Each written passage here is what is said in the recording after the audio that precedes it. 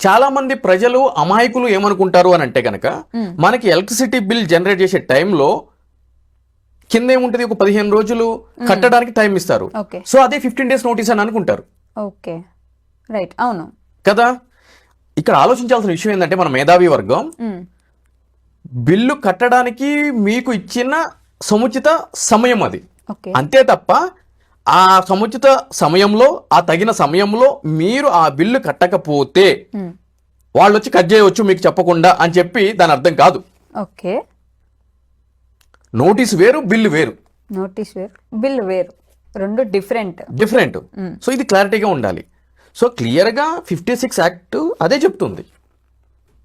అటువంటిప్పుడు ఏం చేయాలంటే మీకు ఎలక్ట్రిసిటీ డిపార్ట్మెంట్ వాళ్ళు ఒక నోటీసు, మీ పేరు, మీ ఇంటి అడ్రస్, మీ ఎలక్ట్రిసిటీ సర్వీస్ కనెక్షన్ నెంబరు వేసి మీ యొక్క బిల్లు ఇంత ఉంది, మీరు ఇన్ని రోజుల నుంచి కట్టకుండా డిఫాల్టర్గా ఉన్నారు, దీనికి సంబంధించి మేము చాలాసార్లు మీకు తెలియజేయడం జరిగింది, కాబట్టి 15 రోజుల్లోపు మీ యొక్క డ్యూస్ క్లియర్ చేసి డిస్కనెక్ట్ కాకుండా మీ యొక్క కనెక్షన్ని కాపాడుకోవాలని చెప్పి మేము కోరుకుంటున్నాము, లేనిచో మీ యొక్క ఎలక్ట్రిసిటీ కనెక్షన్ ఫీజు పీకేస్తాం అని చెప్పని ఒక నోటీసు ఇవ్వాలి.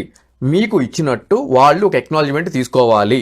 ఒకవేళ మీరు అందుబాటులో లేకపోతే, అంటే మీ డోర్ లాక్ ఉండి లేదు అంటే కనుక మీరు తీసుకోవడానికి నిరాకరించినట్లయితే, కొంతమంది ఏం చేస్తారు, అమ్మో నోటీస్ ఇస్తే 15 రోజులు కట్ చేస్తాను నేను తీసుకోనని అంటారు. అట్లా కూడా ఉంటుంది.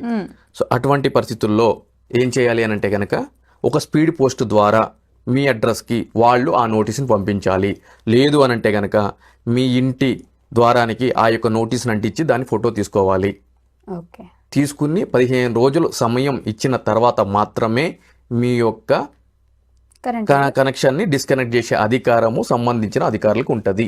ఒకవేళ ఆ విధంగా నోటీసు ఇవ్వకుండా మీ యొక్క ఎలక్ట్రిసిటీ కనెక్షన్ డిస్కనెక్ట్ చేస్తే, ఆ విధంగా ఎవరన్నా వస్తే క్లియర్గా మీరు అటువంటి వ్యక్తి మీద క్రిమినల్ ట్రెస్పాస్ కేసు బుక్ చేయవచ్చు.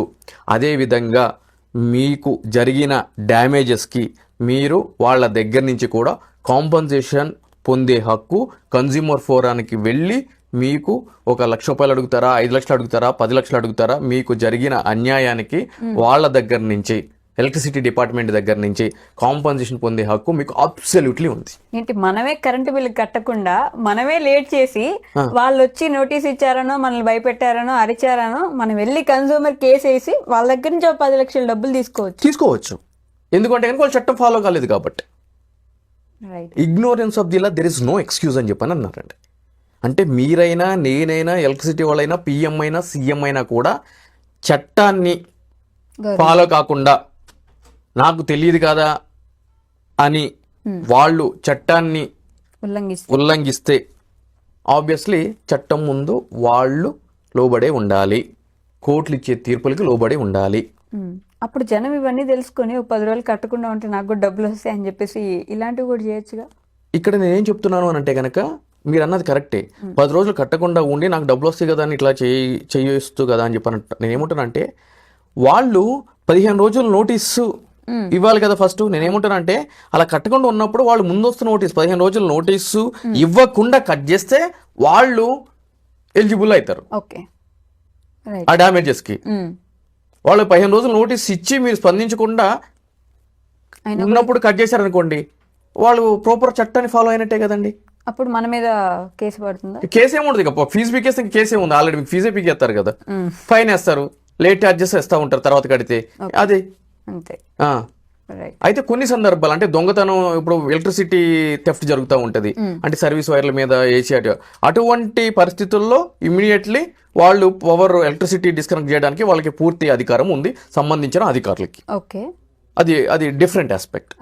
బట్ కన్స్యూమర్కి సంబంధించి అది కమర్షియల్ అయినా కూడా, రెసిడెన్షియల్ అయినా కూడా వాళ్ళు ముందస్తు సమాచారం ఇవ్వడం అనేది వాళ్ళ యొక్క ప్రాథమిక బాధ్యత.